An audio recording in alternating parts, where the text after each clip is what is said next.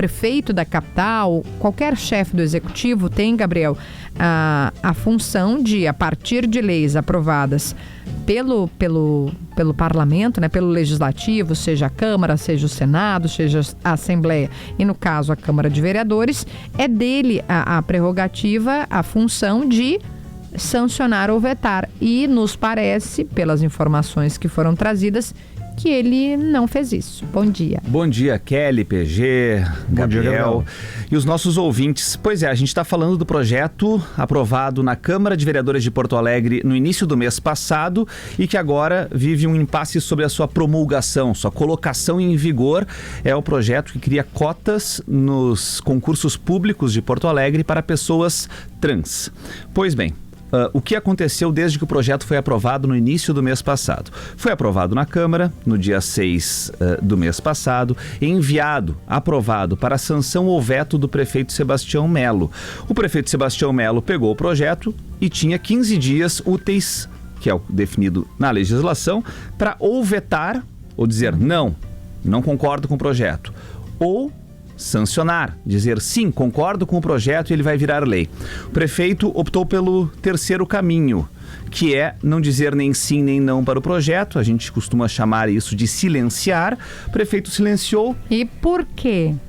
Bom, o prefeito silencia em diversos casos, em geral, por questões políticas, quando ele não quer comprar uma briga nem com as pessoas favoráveis, nem com as pessoas contrárias. Quando vetar tem um custo político e quando sancionar também tem um custo político. Nesses casos, e não só o prefeito, governadores, presidente da República, optam por silenciar. Quer dizer, o executivo não vai tratar desse assunto. Vocês do Legislativo, neste caso Câmara de Porto Alegre, aprovaram. Nós não queremos nos meter nesta ronha e vamos devolver o projeto como foi enviado para que vocês do Legislativo que aprovaram agora coloquem a lei em vigor, e é neste momento que nós estamos. E aqui deixa eu te ajudar a contextualizar, Gabriel, porque o prefeito Sebastião Melo, a gente conhece o prefeito há bastante tempo, né, que é ali como vereador durante muitos anos, depois como deputado. Então eu particularmente tenho convicção de que o prefeito Sebastião Melo não tem nada contra a população trans. Não me parece que seja esse o caso, né? O problema é que ele é sustentado, né, Gabriel, por uma base política muito conservadora que torce o nariz para qualquer iniciativa que possa soar como inclusão de minorias, reparação histórica, enfim. Eu, particularmente, entendo que esse é um cálculo político que o prefeito faz ao silenciar diante dessa pauta. É triste.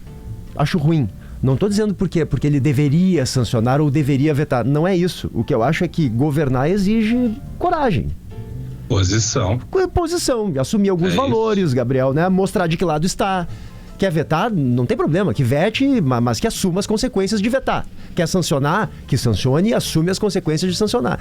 Agora, ficar quieto, eu particularmente não gosto. Acho uma postura que, para um político, para uma liderança expressiva como é o prefeito de uma capital, de uma metrópole como Porto Alegre, acho uma postura pequena.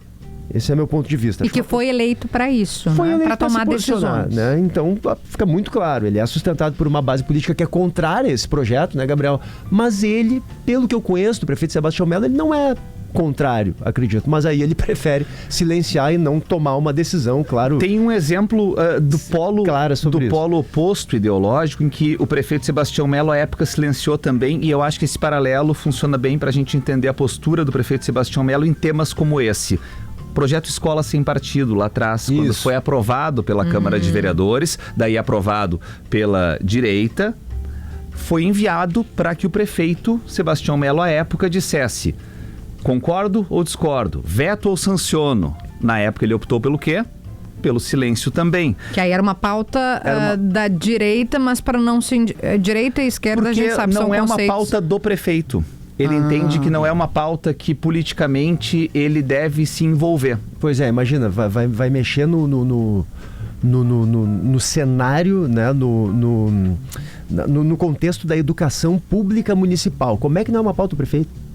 Tudo bem, o prefeito pode discordar, pode não concordar, pode ele não ter proposto essa pauta, mas dizer que não é uma pauta do prefeito, que o prefeito não tem nada a ver com isso, não pode, né, Gabriel? Então, só deixando claro, assim, dá para se respeitar a posição do prefeito, mas a mim, pelo menos essa é uma opinião, deixo claro, muito pessoal minha, governar exige algumas posturas que são incisivas, né? Exige decisão, exige valores, né? Assumir alguns valores.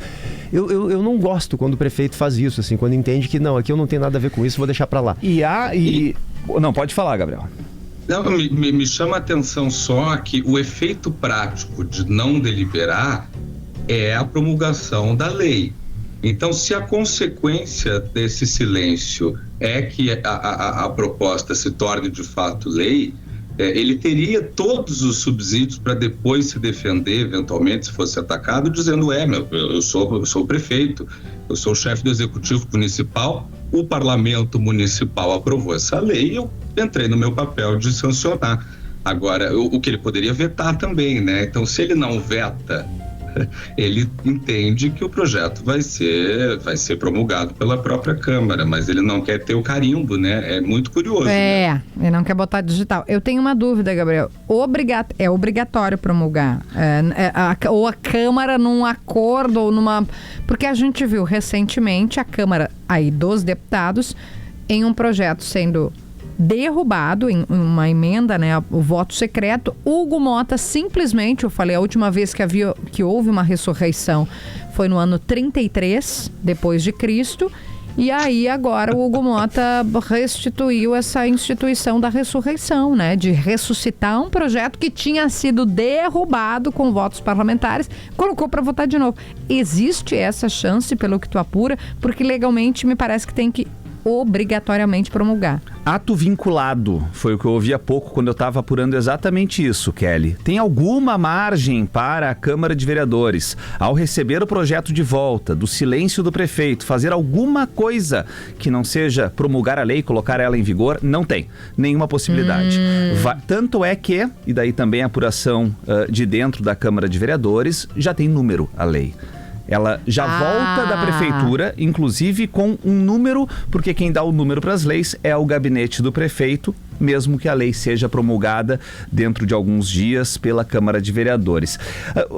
Ontem foi muito interessante, a gente noticiou que o prefeito havia silenciado, que aconteceria esse processo de promulgação da lei, e o tema mobilizou muitos nossos ouvintes, muitos nossos seguidores de GZH nas redes sociais, muitos argumentos diversos, muita gente contrária às cotas para pessoas trans em concursos e muitas pessoas favoráveis. Vou fazer o seguinte, a autora da lei é a vereadora Natasha Ferreira, do Partido dos Trabalhadores. Que é uma mulher trans. Que aprovou essa lei com o apoio da esquerda, mas também num acordo com a base aliada do prefeito Sebastião Melo. Votaram a favor vereadores do MDB, votaram a favor vereadores do PSDB. Foi uma concertação política. É verdade, teve gente de direita votando a favor do projeto. Exatamente. Então vamos fazer o seguinte, vamos rodar um áudio aqui da vereadora Natasha explicando por que é importante ter cotas trans na perspectiva dela e perspectiva que foi acompanhada pela maioria dos vereadores. Não? Daqui a pouquinho a gente roda o áudio.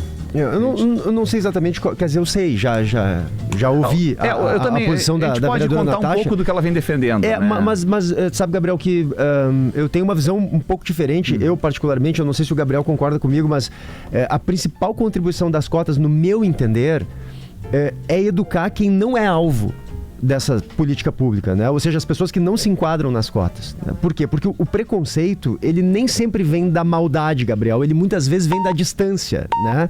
A política das cotas encurta essa distância. Então, a pessoa que antes talvez me causasse algum estranhamento, ela passa a fazer parte do meu cotidiano, da minha convivência diária. A gente passa a dividir o mesmo espaço, o mesmo café, a mesma sala de reunião. Eu sempre digo, já falei aqui nesse programa, inclusive eu, por exemplo, só fui conviver com pessoas cegas ou cadeirantes, ou mesmo com mais gente de pele negra, quando eu entrei numa empresa grande que, por lei, era obrigada a cumprir essas cotas. Porque na escola e na universidade, na minha época, era todo mundo muito parecido comigo, Gabriel. Então, quando eu passei a conviver com essas pessoas, eu conheci novas histórias de vida, né? Alguns... ampliei meu repertório, comecei a rever alguns padrões. Então, não se trata, isso que eu quero dizer, de favorecer alguns poucos em detrimento dos outros. Se trata de corrigir algumas distorções que nos empobrecem enquanto sociedade. Uma empresa ou um órgão público mais diverso, com pessoas de perfis diferentes, essa empresa ou esse órgão público se conecta melhor com a sociedade, se torna mais empático, até mais inovador, mais criativo, né? Porque passa a considerar pontos de vista que antes não apareciam, porque tem gente diferente contribuindo. Isso é inclusão. Inclusão não é só permitir que alguém entre, é permitir que todo o resto ali se transforme a partir dessa presença. Então, me parece, 1% não é nada, né? 1% é muito pouco. Nós não estamos falando aqui de uma cota de 5%. sabe, o PG PG? está falando, só para explicar para o ouvinte, que a gente não tinha feito a referência ainda, 1% é o tamanho das cotas trans conforme a lei. 1% de cotas para trans. Isso que eu estou dizendo, 1% não é nada. Originalmente o projeto propunha 5%. Né? Depois houve essa concertação que o Gabriel falava, se reduziu essa cota para 1%. O que eu quero dizer é que 1% não vai mudar a vida de ninguém, não vai impedir ninguém. Gabriel, e aqui me refiro ao Gabriel que está em São Paulo, ao Gabriel. Tem dois. Não, eu queria concordar com o que tu está dizendo.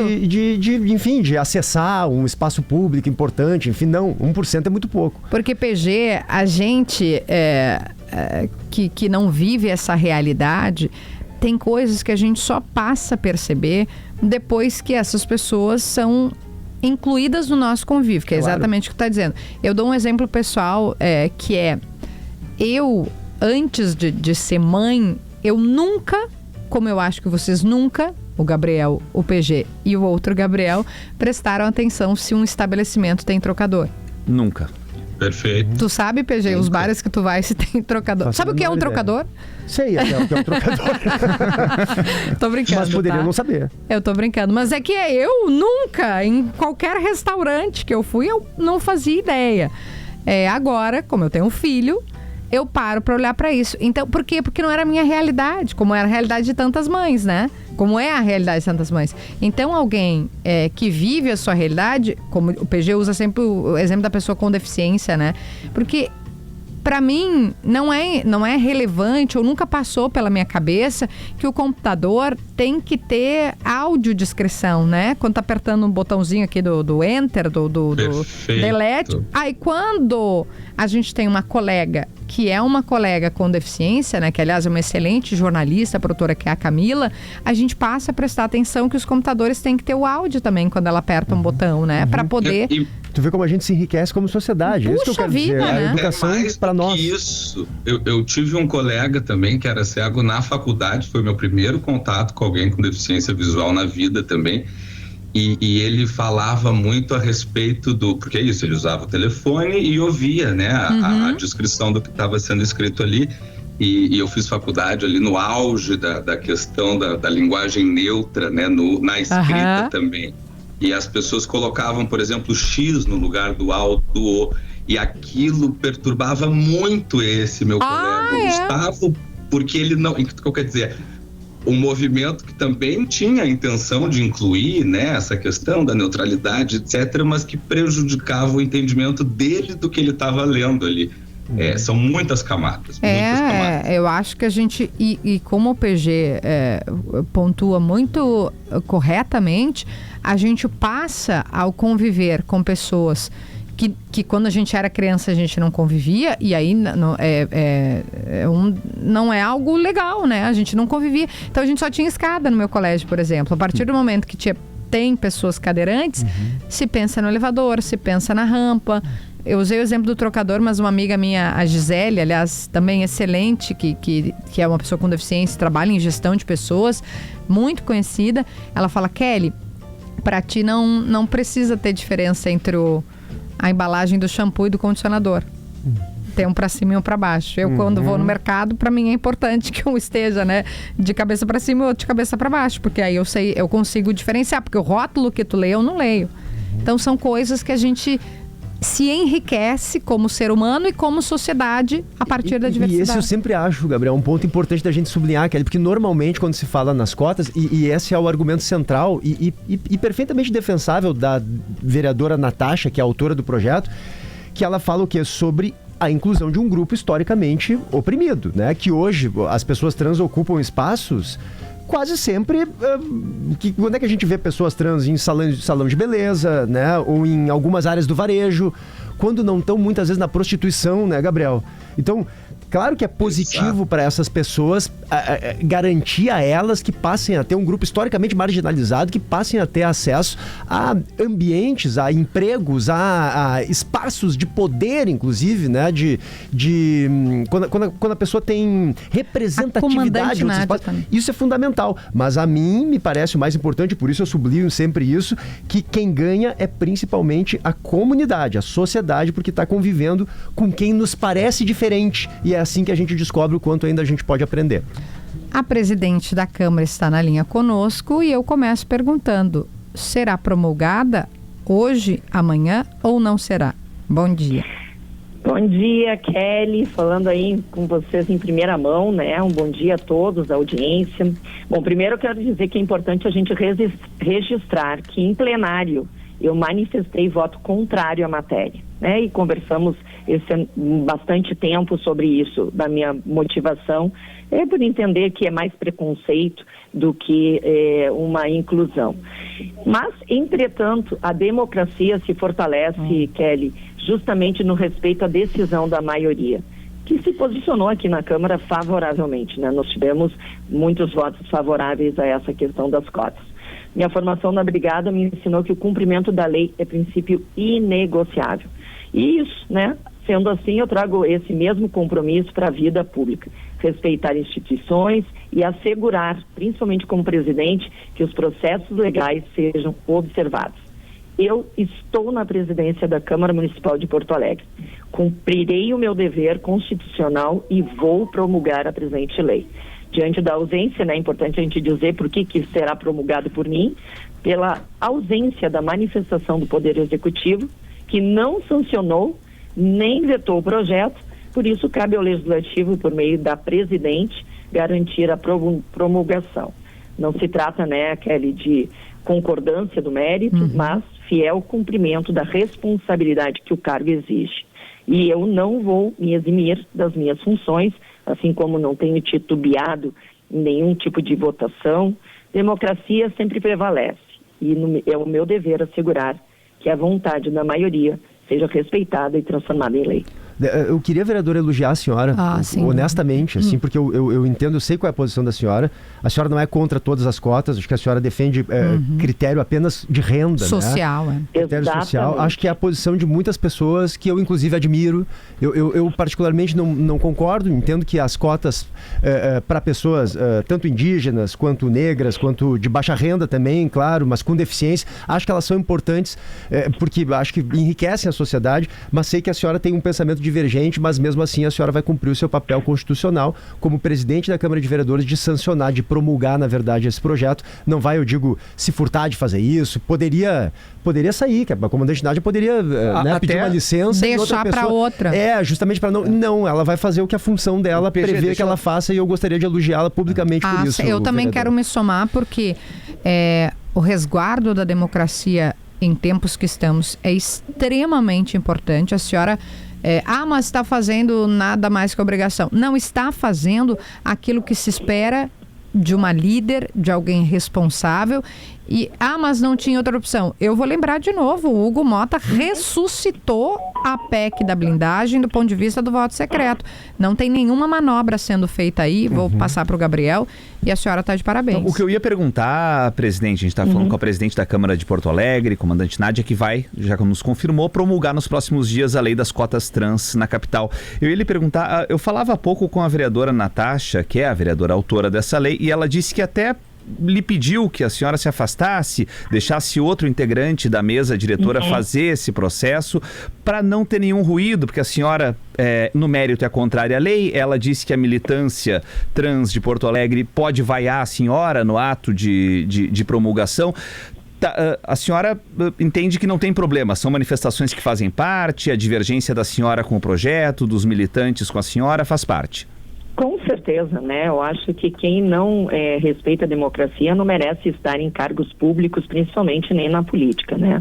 A divergência faz parte de uma construção que deve ser feita, e volto a dizer, né? Votei contrário, votaria contrário a essa matéria, porque sou favorável, como bem vocês disseram aí, às cotas sociais, né? Daquela pessoa que não tem condições financeiras, mas entendo, né? Eu acho que vem muito da minha formação na Brigada Militar, né? É o cumprimento da lei. Isso é um princípio inegociável. Brigada que, inclusive, né, vereadora, desculpe lhe interromper, mas brigada que, inclusive, agora também tem cotas trans, né? Em seus concursos. Também sou contrária, né? Porque, assim, a meritocracia deve estar acima de qualquer tipo de característica física ou de entendimento de questões sexuais, de religião, enfim. Mas, como, né? E volto a dizer, o Poder Executivo se eximiu, teve ausência da sua manifestação. Não vetou, não promulgou, silenciou. Volta para a presidência, assim como outros tantos projetos voltam, e eu vou cumprir a responsabilidade que o cargo me exige. Não vou, né? Teve aí várias falas, e até poderia estar, agora mesmo, semana que vem, estarei representando a Câmara em Gramado, enfim, em um simpósio que terá lá. Poderia sair nesse momento e deixar que outro fizesse. Não, eu sou a presidente, fui eleita para resolver problemas que tenham na Câmara, para resolver situações que estejam pendentes, e vocês nunca me viram em qualquer situação titubeante, em cima do muro. Para mim, a questão da democracia vai prevalecer sempre, e é meu dever, enquanto presidente da Câmara, assegurar que a vontade da maioria seja sempre respeitada, e nesse caso, né, as cotas trans vão se transformar em lei, porque assim os vereadores, a maioria dos vereadores votou favoravelmente. Eu quero agradecer a sua presença aqui, que também não se furtou de dar entrevista, de falar publicamente para a audiência, né, uma audiência expressiva que a Rádio Gaúcha tem. E, de novo, ao encerrar, cumprimentar a senhora pela postura democrática e de respeito às regras. Porque, recentemente, repito, a gente não teve respeito, teve um tapetão na Câmara aí federal, e a senhora faz um movimento que se espera de uma líder que a senhora é. Muito obrigada, presidente, e um bom trabalho. Aliás, promulga hoje, promulga amanhã? Não, eu acho que eu vou... tem que chegar para mim aqui ainda. Está ainda na diretoria legislativa. Depois a diretoria coloca em lei, vê a formatação correta, vem para a presidência e assim faço a promulgação. Já chegou umas 2 outras, essa ainda não chegou para mim, tá? Perfeito. Mas assim que fizermos, farei questão aí de mandar para ti, tá, Kelly? Pode deixar. Aí. Eu sempre... Aí nessa... o pessoal lembra, né? As pessoas dizem que a comandante Nádia tem uma postura, e é legítimo, bastante, né, posicionada à direita, mas eu lembro que fomos juradas juntas do concurso de beleza da Parada Gay. A senhora lembra disso, né? Maravilhoso o concurso, né? Inclusive, assim, estar posicionada como conservadora à direita não tira o meu dever de fazer o correto sempre, né? Assim aconteceu na Brigada Militar e assim estará na política. Obrigada pela oportunidade. Perfeito, obrigada. Um beijo e bom trabalho. Beijo. 10h43, a gente também, né, trouxemos o posicionamento da presidente da Câmara, não é nem da vereadora, né, com o seu posicionamento pessoal, da presidente da Câmara, mas temos também o posicionamento da autora do projeto. Eu chamei antes, agora a gente está com o áudio pronto já. Vamos ouvir um pouco do que argumenta a vereadora Natasha Ferreira, do PT, de por que é preciso cotas trans. O projeto das cotas trans em Porto Alegre, que foi agora promulgado para a Câmara de Vereadores e será sancionado, ele é extremamente importante porque ele segue a mesma lógica do decreto do governador Eduardo Leite, que garante que pessoas travestis e transexuais tenham acesso ao serviço público através de cotas. Então a gente vai seguir uma lógica da proporcionalidade, ou seja, tem a cota, digamos que universal, né, de acesso ao ensino, tem as cotas para pessoas com deficiências, cotas de pessoas negras, e depois de uma regulamentação que nós vamos construir com o secretário de Administração e Patrimônio do município, nós queremos constituir também que, tendo 10 vagas, né, uma dessas vagas seja de pessoas trans e travestis. Então eu acho que ele faz com que a gente se enxergue dentro do serviço público, que hoje ele é extremamente defasado para as pessoas trans, e eu acho que é uma política afirmativa, plural, diversa e humaniza também as nossas e os nossos, que são normalmente, né, marginalizados na sociedade. Aí. Deixa eu levantar mais agora. A gente fez uma Olha o relógio, Gabriel. Tu olha o relógio. É só sobre o 1%. Que aqui eu sou autocrata. Eu não sou como a Nádia, que é democrata. Que eu sou autocrata. Sobre o 1%, tá? A legislação. A gente já disse, fala em cotas de 1% para pessoas trans, travestis, pessoas não binárias. Sim. Ok. 1% significa que quando tivermos um concurso na Prefeitura de Porto Alegre de 100 vagas, por exemplo, para técnico em TI, uma vaga das 100 deverá ser para uma pessoa trans. Ponto. E quando tivermos 99 vagas? E quando tivermos 20 vagas abertas para... Não tem? Daí será um novo capítulo que a gente vai cobrir. Porque, não só de judicialização, pode até acabar judicializando, mas há questões administrativas de como a proporcionalidade vai se dar na análise de abertura de concursos com menos de 100 vagas, em que a proporcionalidade não dá uma vaga, dá 0,8, dá 0,6, 0,5, e aí a gente tem um novo capítulo nessa história para as próximas semanas e meses. 10h46, muito obrigada ao Gabriel Jacobsen. A gente vai para o intervalo com Iguatemi. O Chef's Table está de volta. Venha viver uma experiência gastronômica exclusiva. Mais informações em chefstable.com.br. PUC, porque a PUC é todo esse ecossistema para ser formação, inovação e inspiração. PUC por tudo que podemos ser. Savar, eu tô te olhando, hein? Olha aqui, olha a Savar, é mais simples, sólida e única. Savar Alto agora é Savar, a mesma excelência, só mais fácil de lembrar. E Sicredi, conte com quem tem orgulho das suas raízes e apoia o povo gaúcho. Somos do Sul, somos do Brasil. Mas como tu é da minha base aliada, eu te concedo a palavra. Só porque eu disse que 1% não tiraria oportunidade de ninguém, que 1% é uma vaga... É pouco, né? É uma cota pequena. Tem gente dizendo que não, que 1% é muita coisa. Só para lembrar que no Brasil, o percentual de pessoas trans, travestis, não binários, enfim, é de 2%. Ainda... Então, é pouco mesmo. E precisa preencher o requisito mínimo da vaga também. Acho que isso é importante a gente lembrar, isso né? Tem que passar. Não basta ser trans que está aprovada ali naquela vaga de 1%. A pessoa tem que fazer a prova, enfim. 10h47, a minha base aliada não tá me ajudando aqui. Vamos pro intervalo e já a gente já volta aí de olho também lá na Assembleia Geral da ONU. Debate riquíssimo aqui com posicionamentos de ouvintes a favor e contra. A gente já volta com mais Timeline.